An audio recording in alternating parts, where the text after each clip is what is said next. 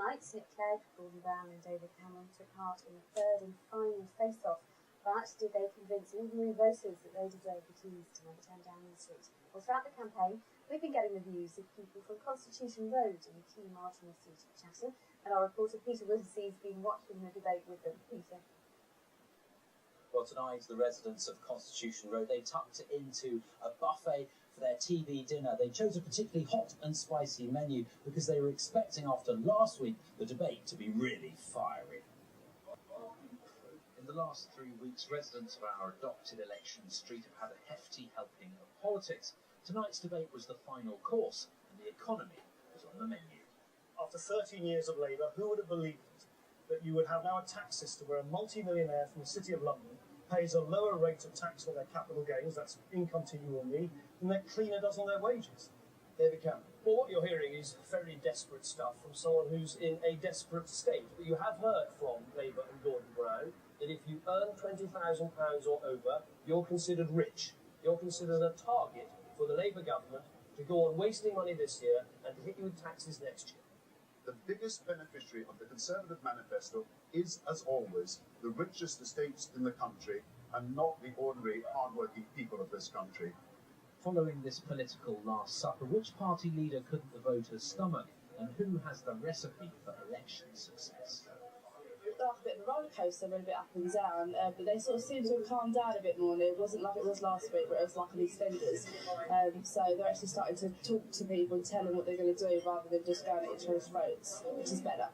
Gordon's always had my vote in the past, like Labour in general, but I think it's time for a change, and I'd just like to see what happens, when everything changes. What's going to happen? Who's going to look after the country best? And at this point in time, I think it's Nick Clegg. I'm sure it's very difficult for the opposition parties to actually know the state of the books, and so they are doing the best they can at the moment in very difficult circumstances.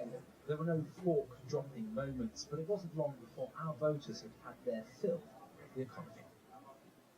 Like many events that are billed as a clash of the titans, they never quite live up to expectations. The consensus here was the debate was a wee bit flat. The leaders played it safe. Let's get a few views. Stephen, you're a Green.